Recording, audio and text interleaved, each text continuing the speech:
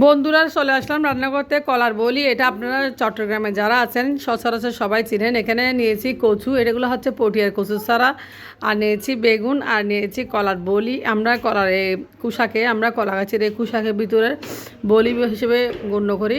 তো বলিগুলো আমি কেটে নিয়েছি, দেখেন চিকন চিকন করে। বেগুন কেটে নিয়েছি, কচু কেটে নিয়েছি, সাদা আলুও কেটে দিয়েছি, খুব সুন্দর করে একদম কুচি কুচি করে কেটে দিয়েছি। কাটার আগে একটু হলুদ দিয়ে ভালোভাবে পানিতে ভিজা দিয়েছি যেন বলিটা কালো না হয়।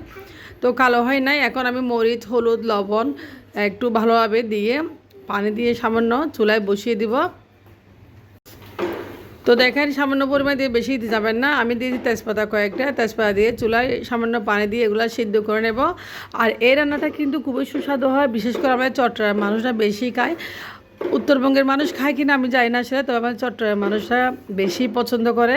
আর নিয়েছি এখানে মুসুরির ডাল, আমি এখানে 100 গ্রাম মুসুরির ডাল নিয়েছি, সাথে নিয়েছি মুসুরির ডাল।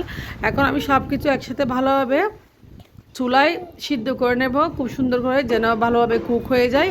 তো কুক না হওয়া পর্যন্ত আমি রান্না করে নেব। এই পর্যায়ে দেখেন খুব সুন্দর করে বলিটা আমি নেড়ে চেড়ে চারপাশে, তো এইভাবে আমি বলিটা রান্না করে ভালোভাবে বাগার দিব।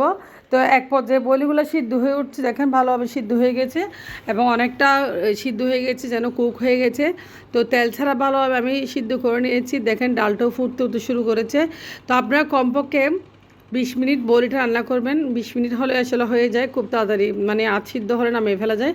তো এখন হয়ে গেছে, দেখেন সবগুলো আমি নামিয়ে নিয়েছি। এখন চুলা আমি আরেকটা পাতিল দিয়েছি। দেখেন আমি এখানে তেল এবং রসুনের কোয়া দিয়ে আর তেজপাতা দিয়ে ভালোভাবে বাগার দেবো।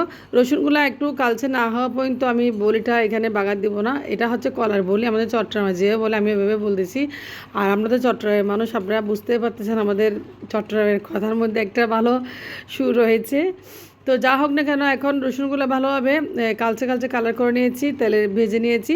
এরপর যে আমি কলার বলিটা বাগার দেবো। দেখেন তো খুব সুন্দর একটা ঘ্রাণ এসছে, রসুনের যে একটা ঘ্রাণ পাওয়া যায় খুব সুন্দর, সেই ঘ্রাণটা অবশ্যই নাকে চলে আসছে। তো দেখেন কচুর ছড়াগুলো গলে গিয়েছে, আলুও গলে গিয়েছে। এই বলি রান্নাটা আসলে এতই মজা হয়, চট্টগ্রামের মানুষরা বেশি পছন্দ করে আসলে, সাথে তো আমিও খুব বেশি পছন্দ করি। তো রান্নাটা হয়ে গেছে মোটামুটি। এখন আমি কিছুক্ষণ পর রান্নাটা আপনাদের সাথে শেয়ার করতেছি।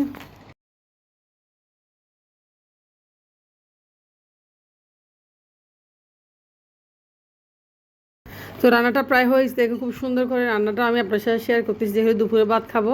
আমি এখন একটা বাড়িতে বেরিয়ে নিয়েছি রান্নাটা। তো খুব সুন্দর একটা কালার এসেছে বলির, দেখেন দারুণ লাগছে। আপনারা মনে রাখবেন, বলি রান্নার আগে আপনারা বলিগুলো আধ সিদ্ধ করবেন, বেশি সিদ্ধ করতে যাবেন না, হলে গলে যাবে। দেখুন বলিগুলো একদম আধ সিদ্ধ ছিল, সেজন্য একটু বেশি কুক করতে হয় নাই। আর বেশি না হলে গলে গেলে আসলে ভালোই লাগে না। তো যা হোক, আজকের ভিডিও একটু পর্যন্ত, আপনারা ভালো থাকবেন। আল্লাহ হাফেজ, আসসালামু আলাইকুম।